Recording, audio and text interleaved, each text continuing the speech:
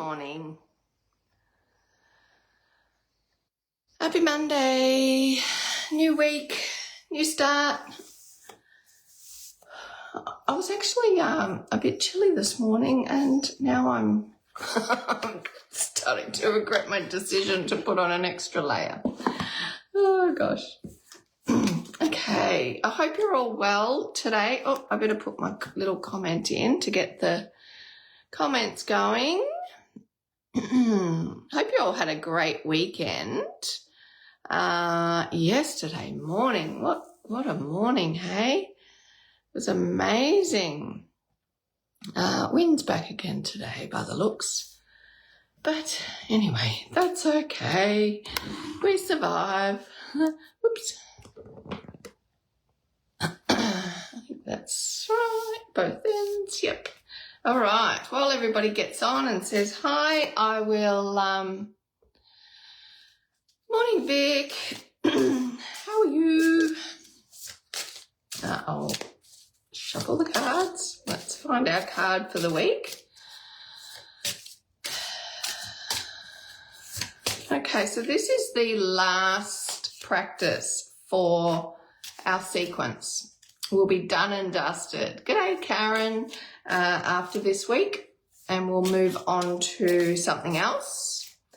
For today's or this week's practice, we'll be taking that sequence and we'll be turning it into a more restorative sequence. Okay, so g'day, Sal. Slow and sluggish here this morning. Well, hopefully this will get your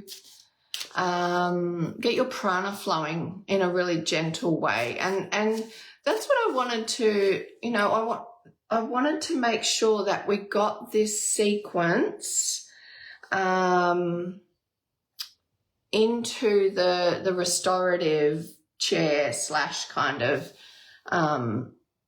theme, because we've done, as you know, we've done this sequence as a flow. We've done it as a more hatha practice, so focusing on one pose at a time, and we've also done a strength focus here. G'day, Shell.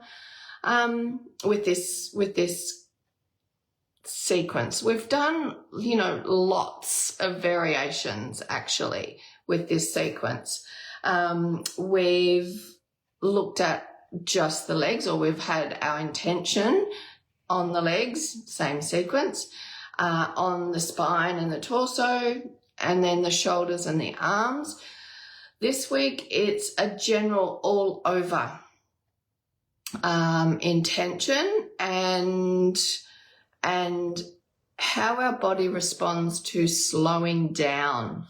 Okay, because some of these poses, especially dog and plank, the warrior poses, etc., you wouldn't put really in the restorative category, but we can get benefits, those restorative benefits, out of those kind of poses if we have that intention. So that's what our intention is going to be today, is to how can we find, and this was last week's card really, how can we find more ease within what we're doing, like really honing in on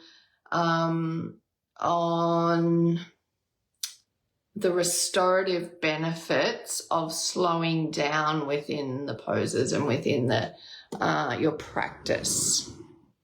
Sorry if that made a noise in the microphone there.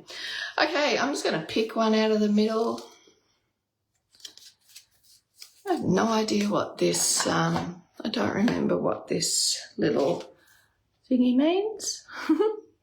Let's have a little look. So our card for this week is, drumroll please,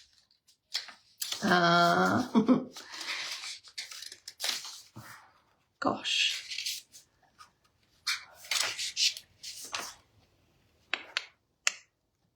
bear with me.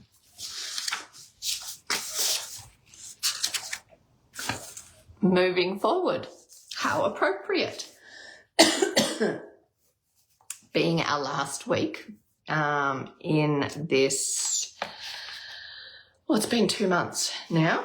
So moving forward, and the card itself is curious. Look at that picture. How cool is that? So curious. May you open and explore. So really that's what we've been doing over these 8 weeks. We've been exploring how this one sequence can show up so differently in our bodies, how they can have a different effect on our nervous system, on our minds, on our prana. And the whole purpose of doing this is so that you would have the courage to get on your mat and explore whatever poses you do. Not just the poses that we've done, but to, as this says, be curious about what happens when I do this pose. What happens when I put this pose with this pose? So yeah, this is a cool card for us this week.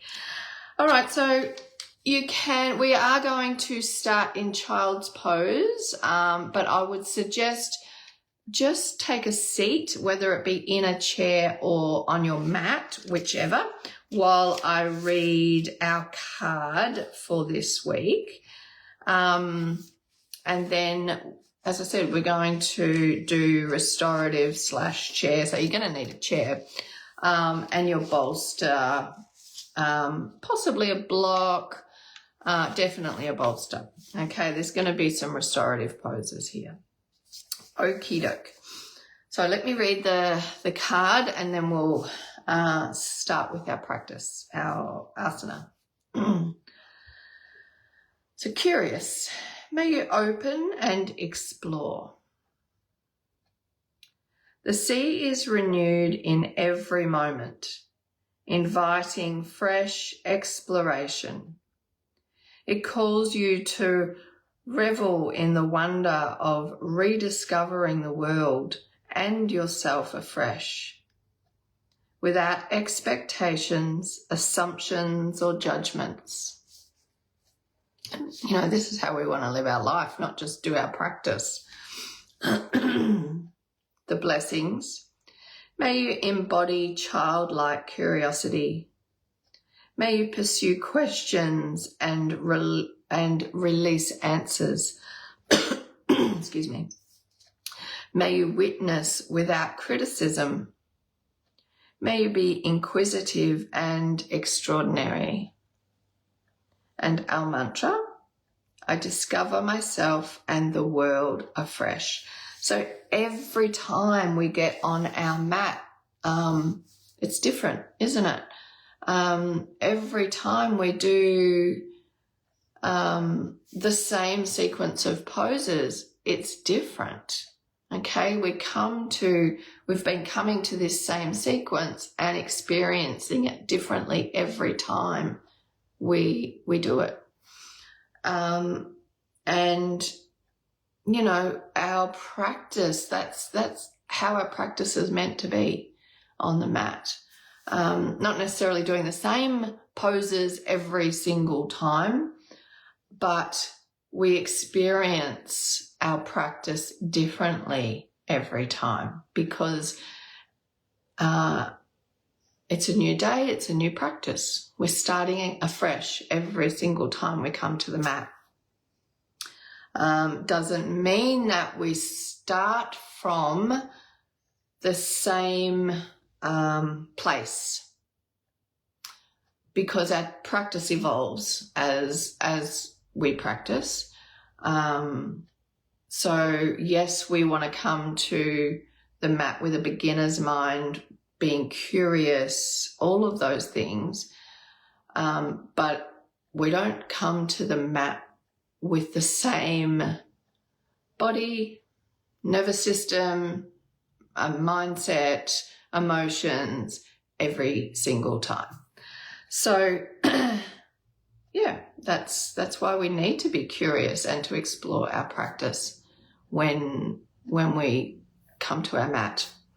And then of course that shifts away from the mat and into our life. And we spoke about that the other day, that just happens organically as a result of a regular practice. And we might not consciously do it, but we do notice it as our practice evolves. All right, there's a lot to get through here with because we're slowing down here. We're going to be spending a little bit more time in some of these poses. I may go for just a little bit over. I'll let you know how we're going for time, but I may go a little bit over. And if I feel like we're really running behind, then I might have to skip a couple, but we'll see what happens. All right, you're going to need your chair. You're going to need your bolster, potentially a block. Put that down there so I don't forget anything. All right. So on our list, we start with child's pose. Let's start with child's pose on a bolster. Pop my microphone down there. Okay.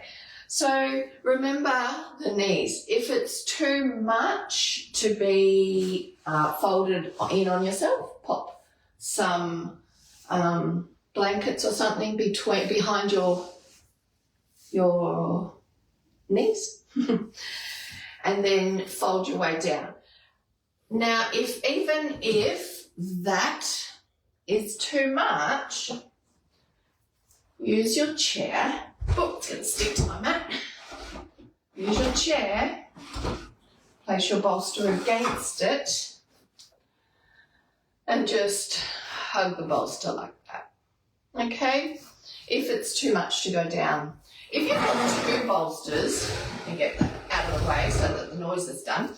If you've got two bolsters, place another bolster underneath, long ways. I don't have another one with me at the minute. And then it's up slightly. Okay, so just play around with this and see how it goes. All right, so we're starting in child's. This is so comfortable doing child's pose over a bolster. And you've just got your head turned to one side. You can have your arms in front or, in a bit of a cactus kind of position. Or you can have your arms down in the traditional position alongside your legs. It rounds the upper back a little more, but it also crunches the back of the neck a little more too. So just do whatever feels more comfortable for you. And when you're in this position, do your little check-in. What have you brought to your practice this morning? So just looking, noticing, feeling, looking for little messages through the body as you scan through, or just wait for the messages to arrive.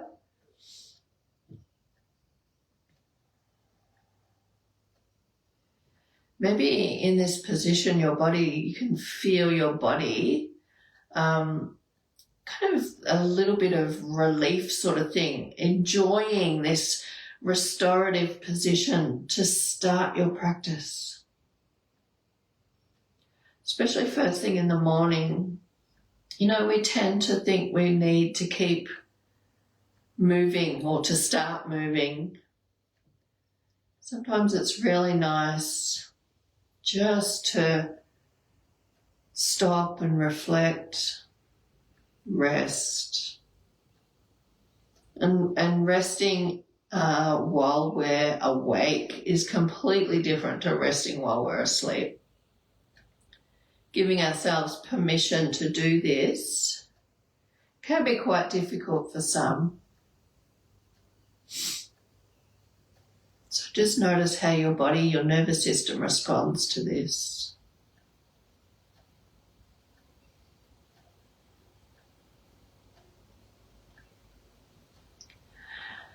And then turn your head in the other direction. So lift up the body and turn the head rather than just the head. And then lay yourself back down with your head facing the other direction now. And feel your body breathing now. Where do you notice your breath here in this position?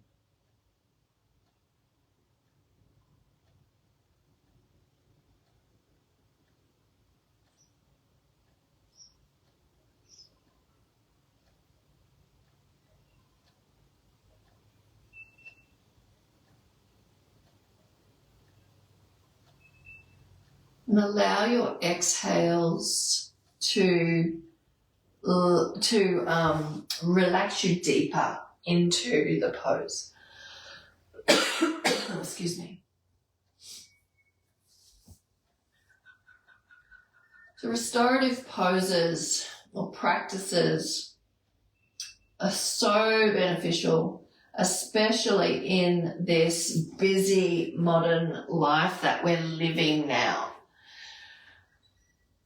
Rarely do we give ourselves the opportunity to truly rest and recover from life in general, just from general life happenings. We might give ourselves the opportunity to do this if we're feeling unwell, but just in our general day to day, we feel like, we don't need to do a restorative practice or slow down or take a savasana because we're okay. We're just moving through our normal day, but taking time for a restorative practice allows us to sink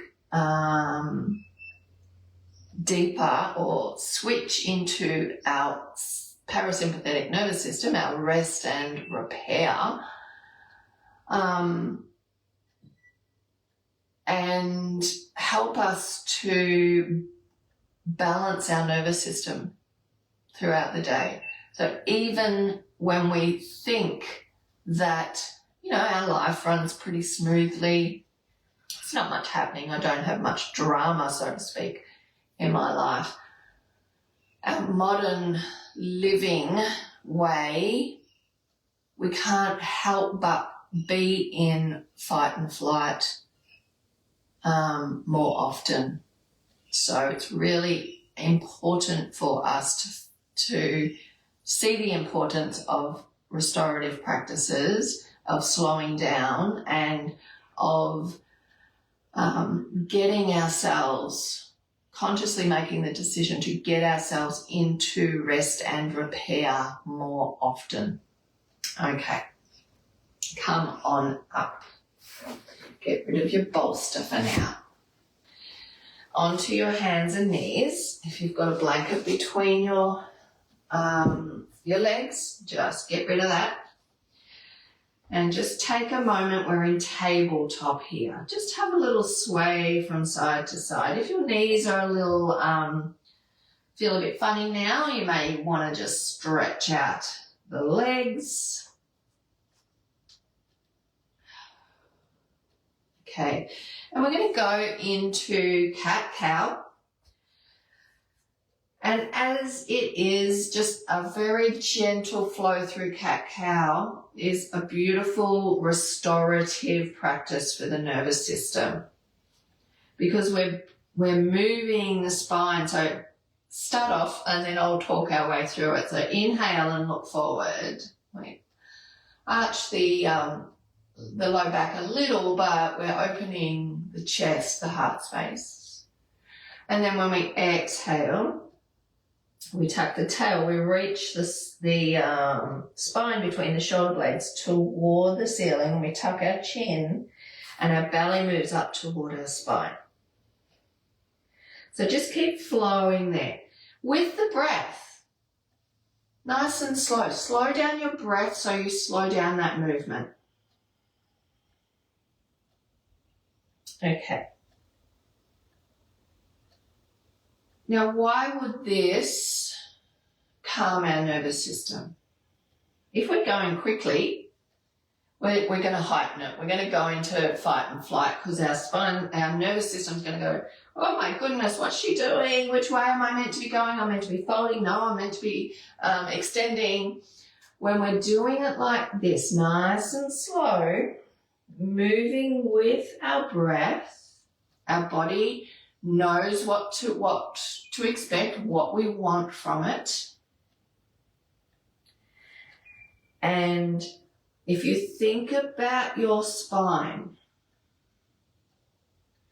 and through the spine, we have the nerves running through from our brain, from the base of our skull, from our brain stem, down through the spinal column and exiting out each side of the spine, through each vertebrae. There's 2 sets of nerves coming out either side. And obviously they run and connect through the body. These nerves send messages to the body, yes, how to move, etc. That's 20% of their job. The other 80% of their job, keep moving, is sending messages back to the brain. From the body to the brain. And this tells our brain whether we're safe or not to do this movement or to walk this way or to do this thing, whatever it may be. And these messages come from the unconscious mind. That means that all of our prior experiences hold memory in our body and tell our brain whether this movement, this thing that we want to do, is safe for us to do. And when we slow down like this and we massage these nerves, we're telling our brain it's safe. So therefore, we go into rest and repair. How beautiful does our body work? Beautifully does our body work. Okay, sink back down into Eastern prayer with soft elbows and turn your palms up. You can rest your forehead on the floor if you like. You can have a block, whatever you need. Long arms but soft elbows, palms up. You might like to make some fists, twirl your wrists, whatever you'd like to do. And be here with your breath, particularly your exhales. Let your body be heavy.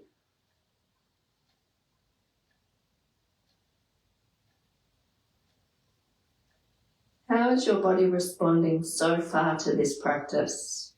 We started off with stillness. We did some gentle flowing. And then we're coming back to stillness.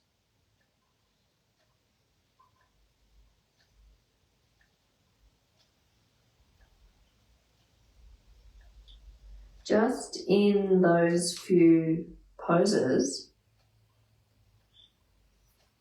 we've moved the majority of our body and its joints. So simple. We overcomplicate things, overthink things all the time. And that's one of the reasons, if not the reason, I think, that we go into overwhelm and shut down.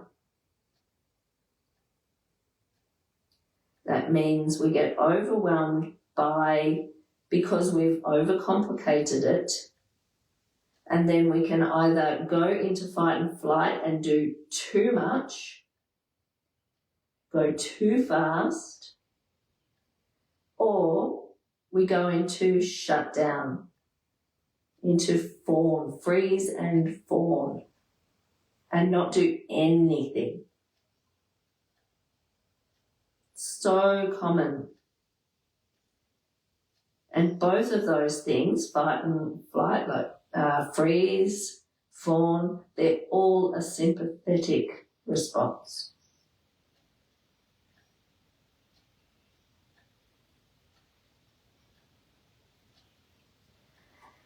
Slowly lift your way up, walk your arms around to the right, let your torso follow a little, and then sink back down. Opening up the left side of the rib cage. Breathe into the left side of the rib cage. Our breath is so important to to regulating our nervous system. We want our rib cage to be pliable enough that we can breathe deeply, that our lungs can expand to a full capacity.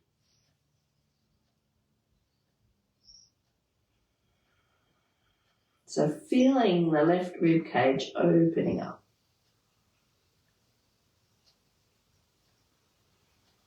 All of those little muscles between each of the ribs.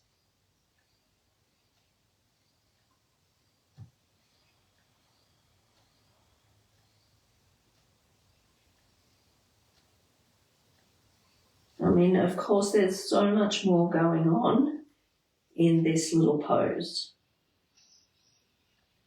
But for now, we're just concentrating on making the rib cage more pliable, so that we allow for more mobilization in the lungs, oxygen in the body, so much more. Okay, come back up. We're going to walk our way over to the left. Sink down, and let's open up the right rib cage.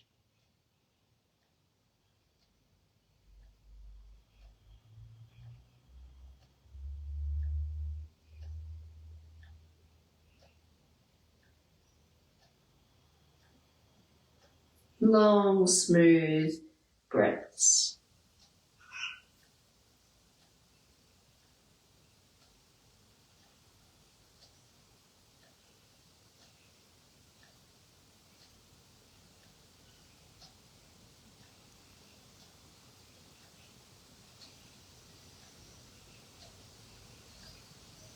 When we're in fight and flight, when people are stuck, they live in fight and flight, you'll find their breathing is very shallow because our rib cage is so tight and we're breathing up into the upper body, into the chest only. That's an indication that someone's in fight and flight. Short, sharp little breaths. Okay, come back to center. Just take a moment, let your elbows soften. And from here, we're going to come up into dog. Let's do dog on the chair. So slowly, Bring yourself up toward your chair. Hands on the chair, holding that forward a bit so you can see. Get yourself up onto your hands and knees here. Just taking a moment. The legs are straight. Our spine is long. Our arms are straight. Walk yourself back into dog. So we walk our feet back until our arms, are long. We push our bottom back toward the wall behind us, and you can bend your knees if you need to. The idea is to get the spine long. Be here with your breath, and you may even like just coming out a little bit and then reaching back again. Just play with that if you like. Again, moving with the breath if you're moving. Just like we did in cat-cow. You may like to wag your tail really lightly from side to side. Again, slowly with the breath. Think about your nervous system. We're calming down. Or staying calm, if you like, but if you're, you know you're heightened a little bit, your nervous system is a little bit heightened, just think that this pose, remember that this pose, the intention or this sequence is to calm down the nervous system, even when we're in these kind of poses. Okay, beautiful. Slowly bring your way forward. Again, back into this variation of tabletop here. We're on our feet, we're on our hands, and our spines long and in neutral. Okay. Step your left foot to the front of the chair so it's underneath the chair. Your knee will be at the top of at the seat of the chair, and your foot's directly underneath. Step your right foot back. I need to be very careful with this one today. Feel free to take your leg back further. I've rolled my ankle on the weekend, so I'm actually going to stay up on my toes, but I want you, if your ankle's all right, to sink your heel back down. Okay. And then just push your weight up. Keep your right leg straight.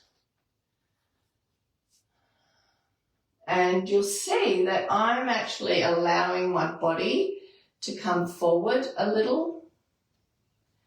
Belly's in, spine's long. Just a nice little lunge. Okay, and then bring your hands down again. And we're going to go into a twist. Right hand stays on the chair. You can place your left hand on your chest, if you like, and turn to the left. Lead with your elbow. Turn your chest. Maybe your arm comes up.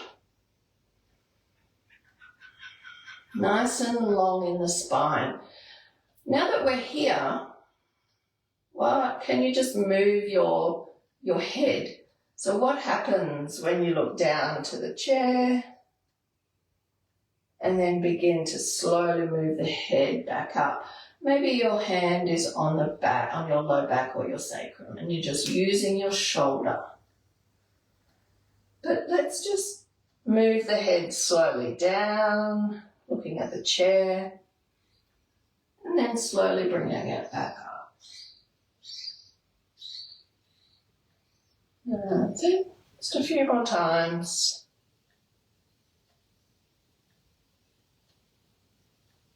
Beautiful. Left hand comes back down. We're going to swap legs. Okay, set up your front leg. Push your way up. Draw in through the belly. Feel yourself lifting. We're not trying to be strong here. We're not doing anything like that. We want to stay nice and calm in the nervous system here. So if that means lifting up for you heightens your nervous system, keep your hands on the chair for support. Okay? Back leg long. Beautiful. If you're upright, bring your hands back to the chair. Left hand stays down on the chair this time, and we turn to the right. Maybe the arm comes up. Maybe it stays on your chest. Maybe it sits on the back of the pelvis. Either way, we're turning the shoulders and the chest. We're nice and long through the spine. Let your breath slow. And then start that movement with the head looking down, slowly turning and looking back up. And you may not get to the ceiling, you may just get to the front and then down. You do you. Slow movements with the breath help the body to stay in its comfort zone, I suppose, sending those safety signals from the body to the brain and then back to the body.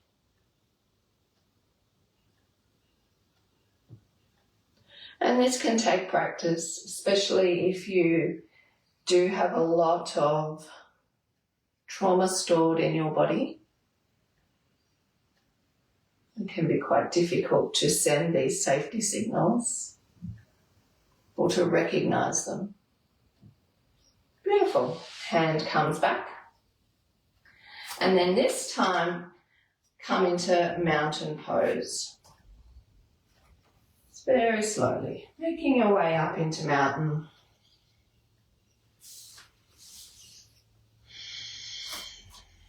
Just being with your breath here and with the signals that your body is sending you. How does your nervous system feel as a result of our practice so far? I'm just going to open my door.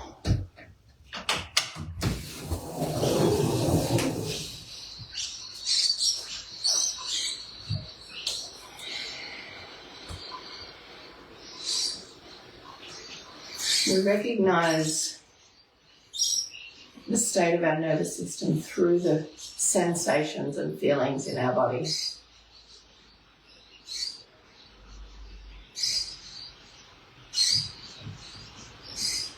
Okay, we're going to do tree pose. We're going to do it really easily today. Use your chair. So I'm going to turn it this way so you can see. Standing on, I'm facing the wrong way. Standing on your left foot, with the toes underneath the front of the chair. Use your chair to hang on to, but bring your right leg up, close to the thigh, the left thigh, and then open out your right leg, your right knee. Okay, so we're supported by the chair. It's quite high, so it's quite open in the hips as opposed to doing this. Okay, where it's lifted quite high, but it's very supportive. We're sending that message to our brain that we're safe here. Okay, so the leg is open, the right leg. You can stay with your hands on the chair if you like. We're that left foot. We're still grounding down. We're still lifting up. We're opening that right leg. Maybe you want to let go, but remember, we're doing this in a safe container for our nervous system. So if that means you hang on to the chair so that you can just maybe even close your eyes and be with your breath. It's a different way of doing tree pose. We don't close our eyes generally in tree pose.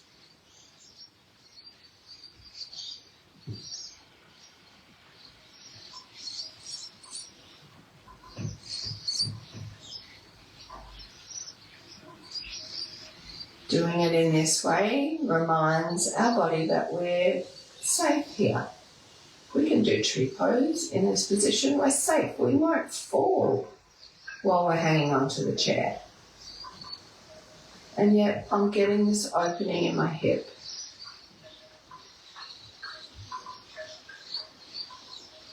Remembering that the hips can be a little bit of a jump draw. So when our legs up this high, it can maybe give you feelings of being unsafe. Not because we think we're going to fall, but because we're getting a bit deeper into the hips. Okay, bring your way back out. Let's take a moment. Feel the difference. It's quite a big difference. And then change sides. Right foot down, toes are underneath the chair, and my knee is against the front of the chair too, by the way. Lift your left leg up, bring it close that your left heel is on the inner thigh or the knee, depending on where your chair height is, and then turn it out. Beautiful. So we're actively opening the left leg. We're actively pressing down through the right foot and lengthening up through the whole body. But we're staying in that safe zone today.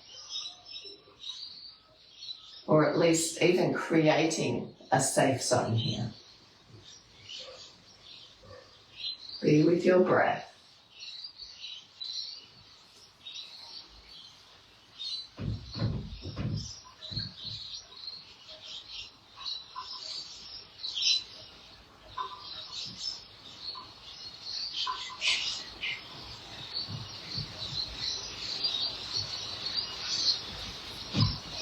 Nice.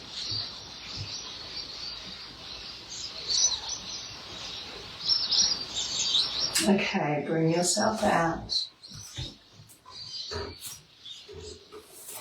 Come back into mountain pose. Just take a little pause here. How does that feel? Where's your nervous system at? You know, maybe it did heighten just a little bit while you were doing that pose because you're standing on one leg. You know, the body's got to think, oh, hang on a sec, what's going on here? When we come back out and we come back into mountain pose, feel again that softening back down into rest and repair. Even though we didn't heighten too much, it was still coming back down again.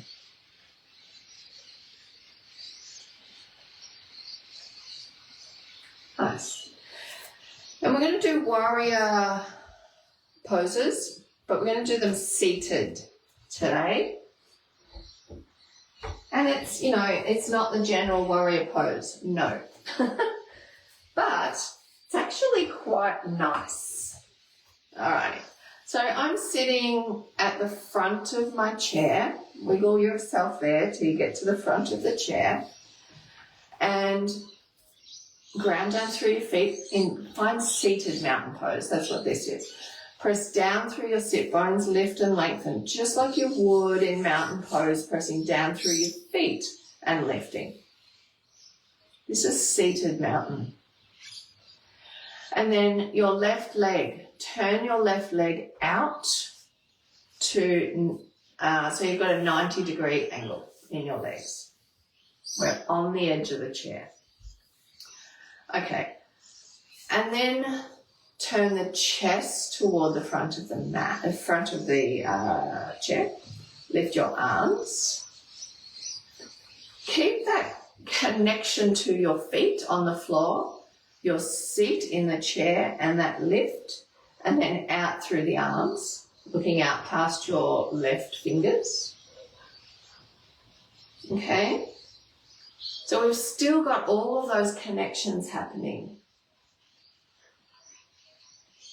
Feet on the floor, sit in the chair, lift through the spine and the crown. Beautiful. Warrior two.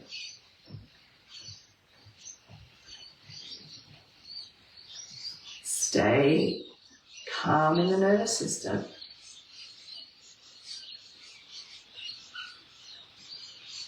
Even if it's too much for your arms to hold, if you've got something going on, you can still do warrior.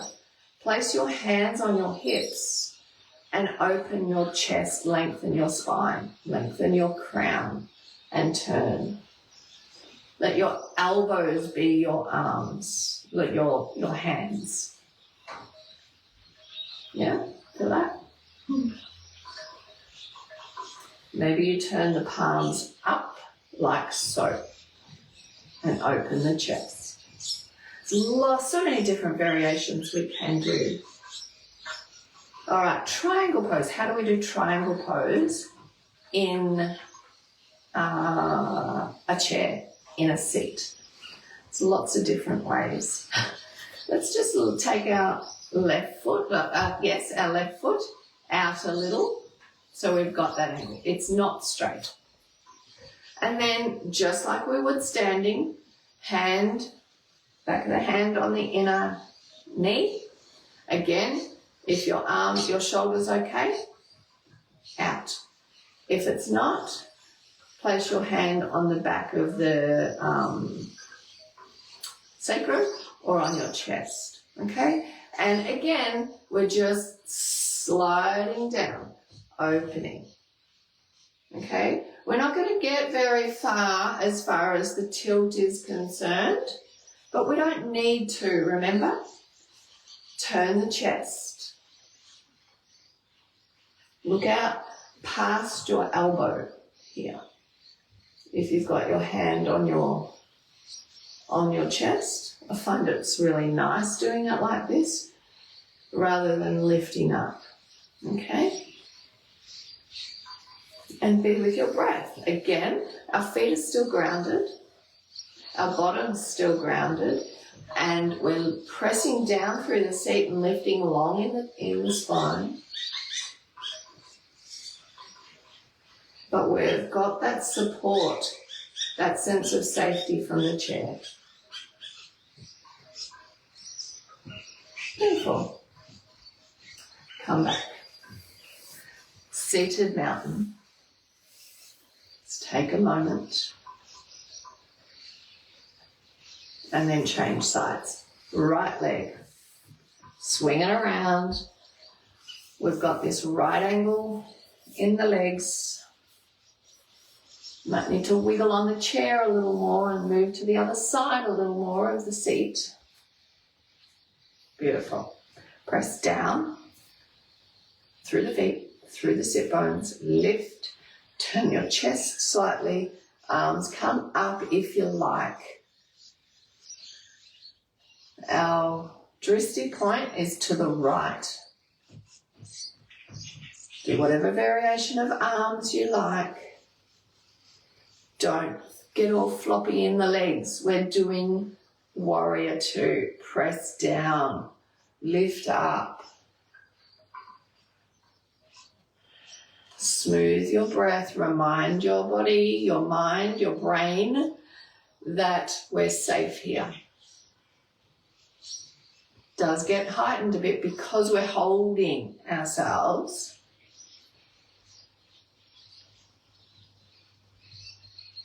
But we're just kind of pendulating, if you like, between a slight activation and then true rest and digest. Slight activation, true rest and digest.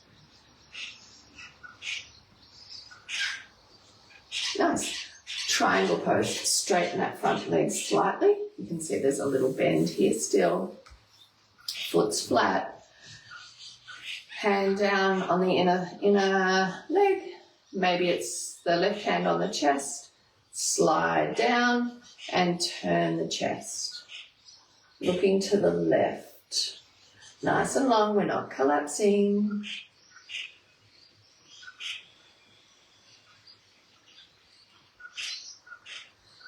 We're still connected to the floor, to our seat, to the reach of the crown.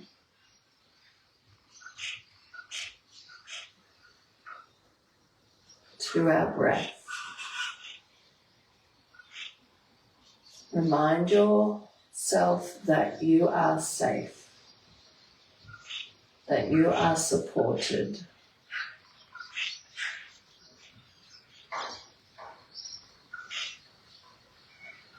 Okie doke, come back up. Seated mountain pose. How are we going for time? Okay, we've still got 10 minutes to go. Take a moment here. Then take your knees wide, toes pointing out.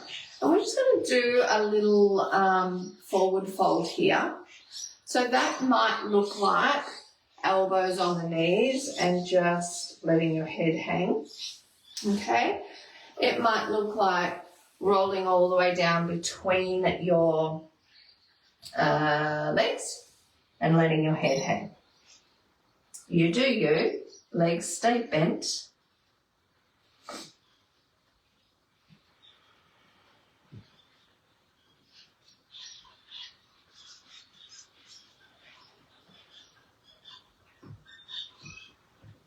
Nice. Okay, push back up. Again, seated mountain just for a moment.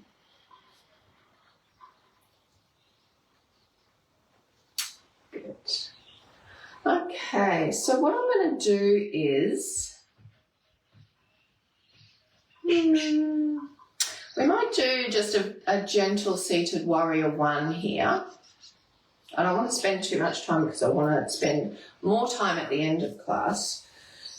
Turn and face the left. Still in our chair. You're going to need to be on the edge of your chair and up, upright. Take your right leg back just to here, okay? And then lift up the arms. Just being here.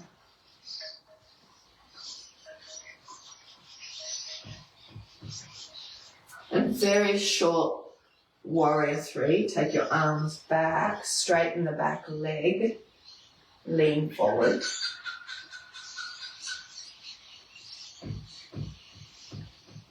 Beautiful. Come back. Turn to the other side.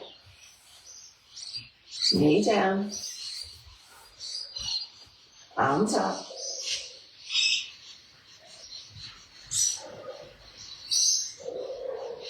Warrior three.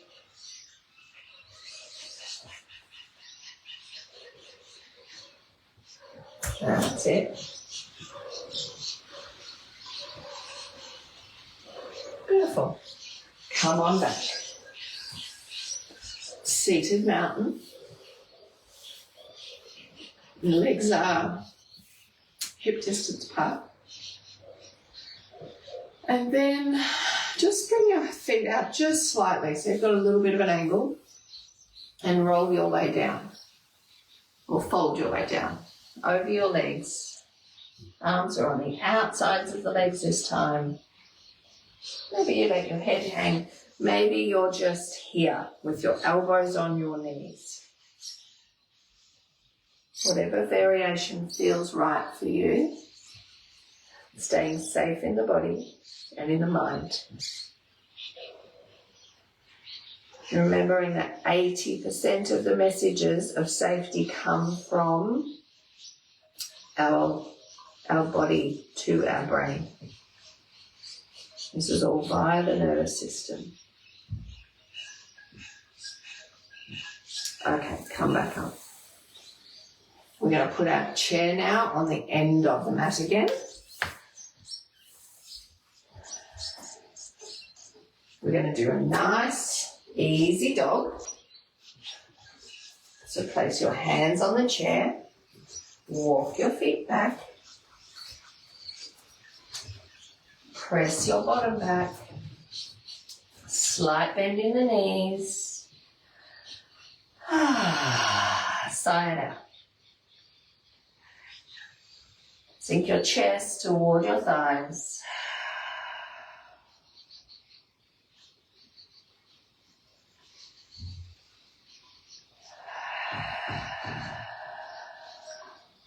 Beautiful. Okay, come down onto your knees now. And bring your elbows onto the chair. So we're just going to do a little variation of plank here. We're on our knees. If you need some support underneath, please do that. And then shift your shoulders over your elbows. So a very simple little plank here. Belly to the spine, long in the crown. Nice and easy.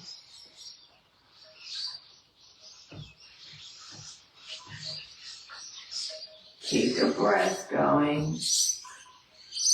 We're not collapsing, remember. We're not sticking our bottom out.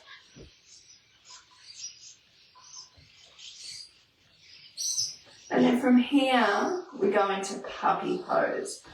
So keep your elbows on the chair, sink your bottom back. You might want to walk your knees back a little. And bring your palms together, facing the ceiling. Sorry, fingers facing the ceiling. And sink down toward your upper arms or beyond, depending on the range of motion that you have in your shoulders, or even how tight your triceps may be. Just being here with your exhales. Opening the shoulders, opening the chest. If this is too much, please do child's pose, or even just rest with your forehead on the chair.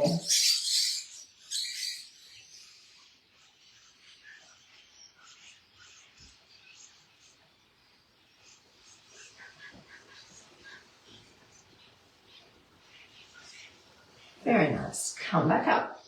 Walk your knees back in. Taking a moment, give your arms a little shake if you like, and then grab your bolster and pop it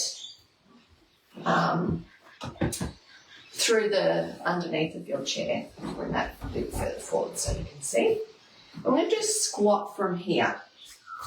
So sit yourself onto your bolster. Shifting, what is the end? I'm nearly falling off. That's better. Feet pointed out. So we're not collapsing down here like this, okay? Don't do that. Press down and lift up. We've got the chair in front of us. This is important. The chair in front of us. Bring your hands back to this prayer position. And just rest your forehead. We're not collapsing. Rest your forehead on your thumbs. We're still pressing into the floor or connecting to the floor, connecting to the bolster, connecting to the universe or the sky.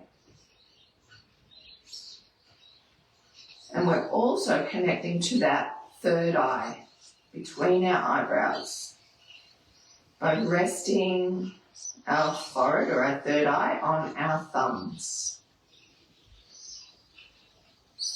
So you may find that your thumbs turn, that your thumb nails face you. Okay, and your thumbs kind of go in between a little. And rest your third eye on your thumbnails. Still long. Just resting your third eye here is enough to calm the nervous system again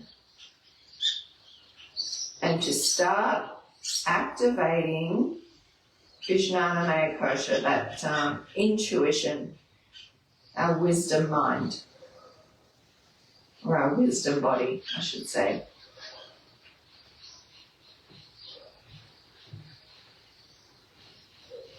Remembering our wisdom body, it can't live in fight and flight. It can only live in rest and repair. It can only come through when we are quiet and relaxed in rest and repair.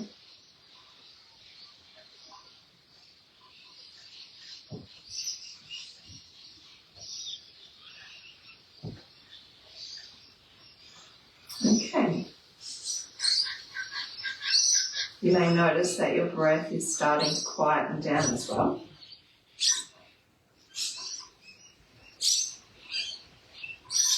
Beautiful. Okay, press your chair away. Bring your feet down or your knees down into hero pose. We're on our bolster, straddling our bolster. We're connected to the floor, a mat, to our bolster, and we're lengthening up through the spine. You can rest your hands, palms facing down on your thighs, or fold them over one another and rest them at your heart space. Whatever you feel called to do.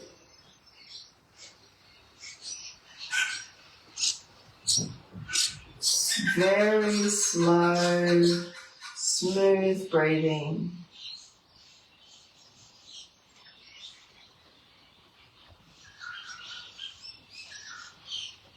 Reminding yourself that you're safe.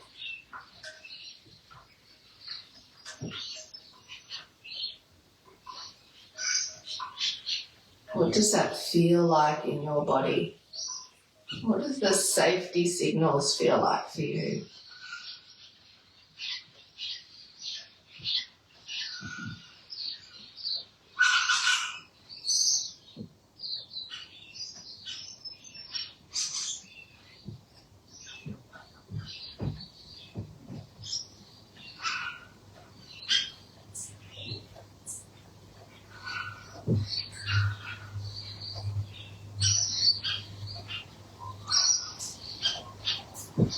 Okay, so it's just gone 10 o'clock. I'm just going to do the very last part of our sequence here, which is a restorative bridge, legs up, savasana, and then I'll just get you started into meditation. If you've got the time to do it, feel free to join me, continue on with me. If you need to finish, please do a little savasana first before you get yourself up, because we've gone through and really calmed the nervous system, so we don't want to jolt ourselves out of that just by jumping up off the mat and getting on with our life. So do make sure that you at least do a little savasana. If you're staying with me, we're going to do a variation of bridge on the bolster. And it's a little bit different to what we did last time. with just our pelvis on the bolster. So today, we're laying over the bolster, but you're going to have to bring yourself all the way up because we want our shoulders and our head on the floor. And then just bending the knees. Okay? So our shoulder blades are on the floor. The bolster is around about the low ribs or the bottom of the rib cage. You can have your palms down, you can have your palms up. But you can see in this position, and if you're in this position, you'll be able to feel it. It's very similar to bridge, except we're supported by the bolster. We don't have to use our muscles to hold us up. So just being here again with your breath.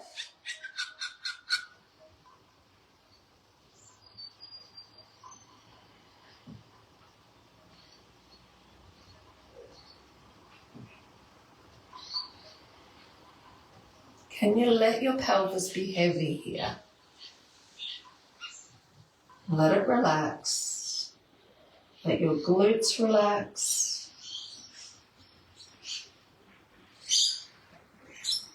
Soften your jaw and your breath.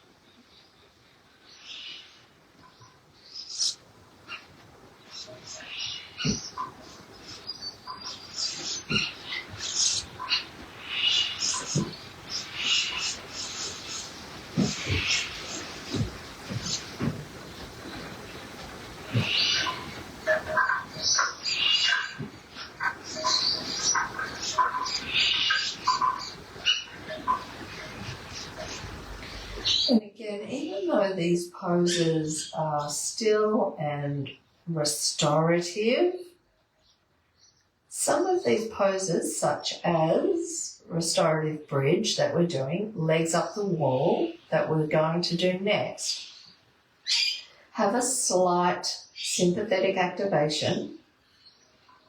And then when we come out that we shift quite quickly back again, deeper into rest and repair, into parasympathetic.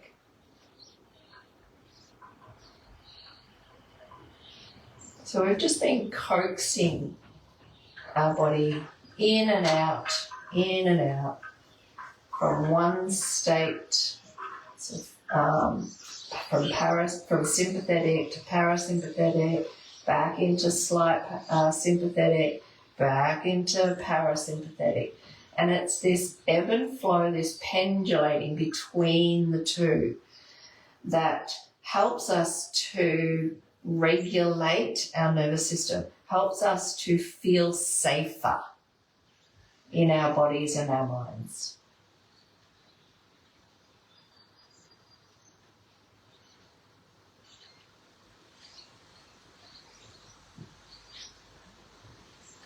Okay, how do we come out of this the easiest way possible that we don't reactivate it too much? We roll to a side, we roll off our bolster. I'm not sure where my microphone is, I hope I don't land on it.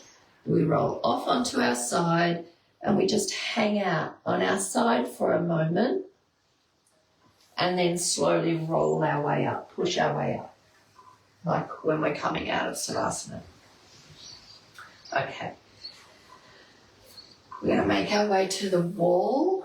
I'd really like you to do it against a wall today, if you have a wall. If not, put your legs up on the chair, because we want that letting go, that complete support, rather than just floating our legs up in the air. We might go back over the legs up on the chair on Wednesday. So just to make sure everybody understands exactly how that's meant to feel. So make sure that if you have long legs, you have something underneath your legs here, up your calves on the chair. If you have short legs, make sure you've got something under your pelvis to raise you up. All right, we're going up the wall, if you have a wall.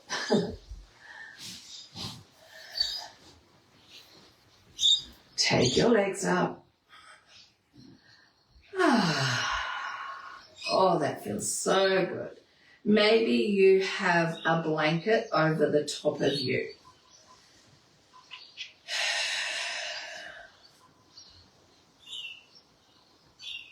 If you have a bolster, this wasn't in my plan today, but it's just come into my head, so let's do this. Whoops. Place the bolster on your feet. That helps to ground us, to ground the feet. Beautiful. Arms are out by our sides, palms facing up. They're about 45 degrees away from the body on that angle. And just be here. Maybe you have a pillow over your eyes, a eye pillow. Be with your breath and just smooth out the breath.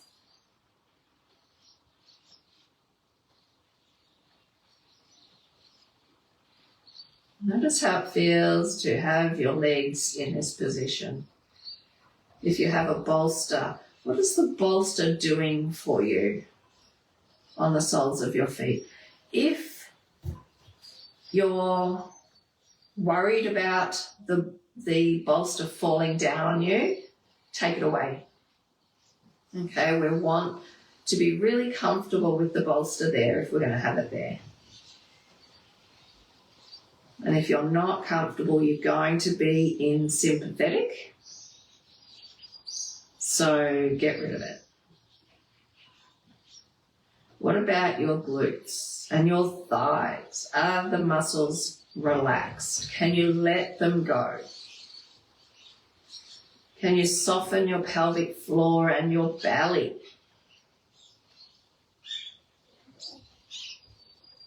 When we do that, the root of our tongue and our jaw automatically let go because they're connected.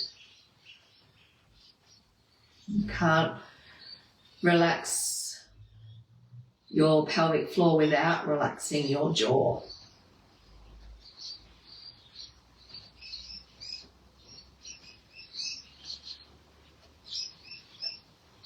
Let your shoulders be heavy. Your head.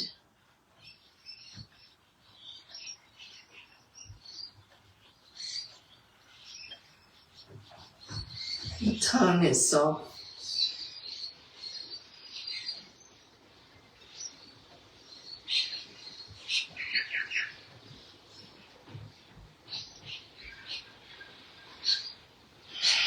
And if you find yourself sighing, because sometimes that happens toward the end of class when we start to slow down even more.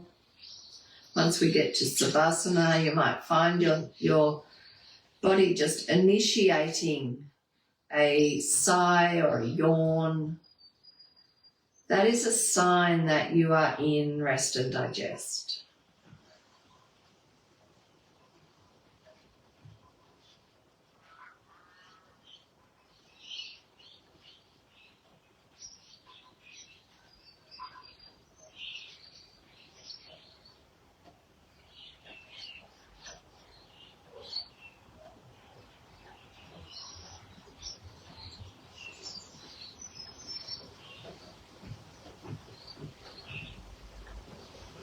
Noticing any signals that your body is sending you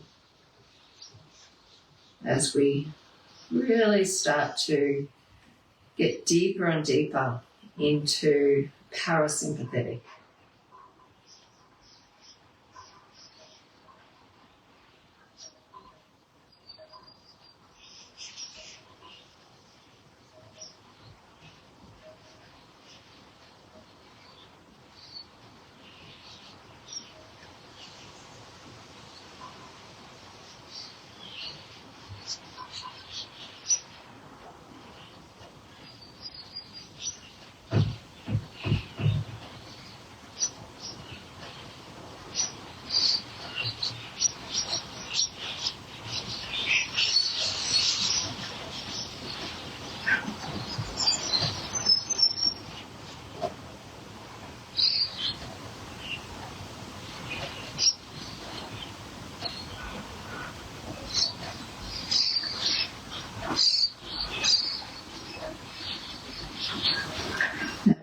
you have a bolster on your feet, let the bolster come off. Place it on the mat, getting it ready for Savasana. And then everybody roll onto your side. Whether you're on your legs are on the chair or whether they're up the wall, roll again onto your side. And slowly make your way from there to Savasana. Slowly, slowly. Not to disturb our nervous system too much. Legs over the bolster. Blanket over the top.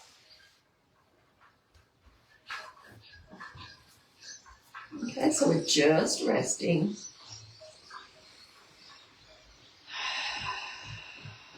Make your way there.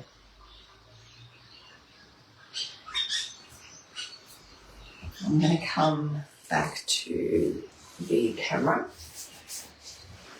So, again, initiate a few sighs.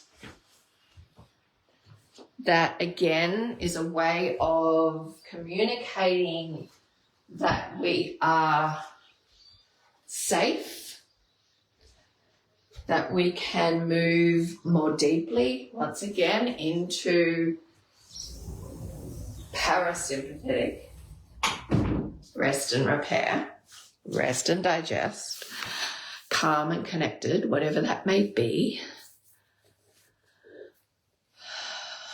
So while you're lying in Savasana, why is it so important that we shift our way into parasympathetic and out of sympathetic? Because when, as I said right at the beginning, this busy life that we lead now, even when if we're not physically busy, going to work or running around everywhere, even if we haven't got that in our life, we have modern day stresses, we have environmental stresses that are always around, even just our phone and our laptops and our tallies. They're an environmental stressor.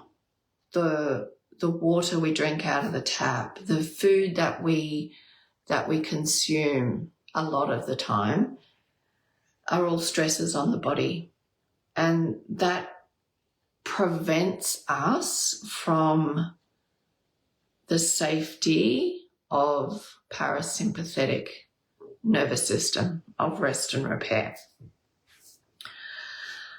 So even though we feel like our life's pretty chilled, pretty calm, all of those things that we don't have much control over are there, still, poking the bear, so to speak, keeping us in fight and flight.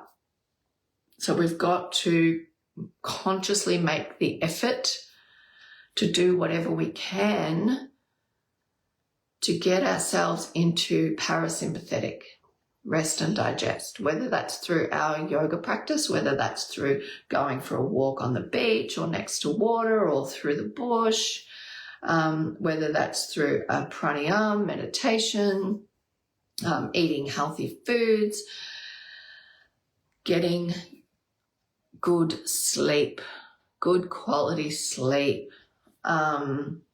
So when we're not in rest and digest, even when we're asleep, our body can't do the repair processes that it needs to do. It can only repair when we are in rest and digest and asleep. Okay, there's little repair processes happening throughout the day if we get into a state that we can do that, our body that allows our body to do that. But during our sleep, between the hours of 12, midnight and 2 actually, is where we get our most repair. And if we're living in a state of fight and flight, constantly feeling the body feeling unsafe, we don't get that rest and repair, or we don't get those repair mechanisms happening. So I cannot tell you how important it is to make sure that you get this part of the nervous system, this branch of the nervous system, working to its capacity. And we can do that obviously through our yoga practice, such as today, but also, through other ways which I touch on within the group. So as you've laid there in Savasana, how does your body feel now? You've let go of the practice, let go of all the doing, and your body's in rest and digest, rest and repair, calm and connected, whatever you want to call that. It's all applicable.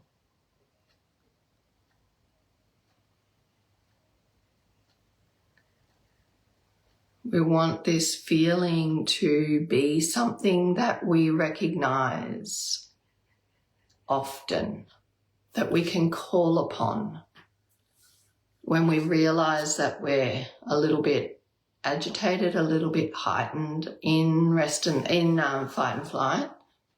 We can call this sensation in and regulate our nervous system more easily. Now feel free to stay in Savasana for longer.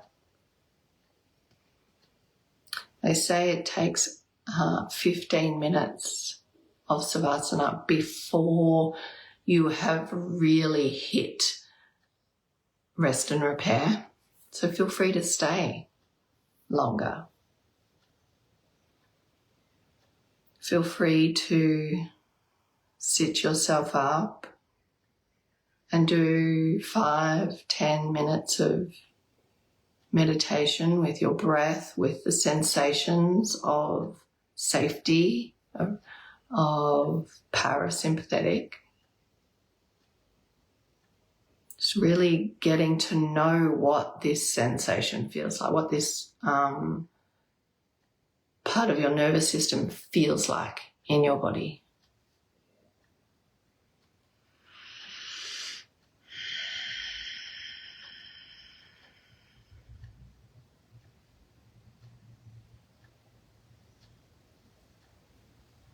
I'm going to leave you there.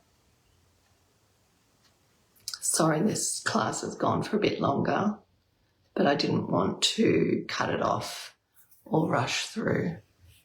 So I hope you enjoyed,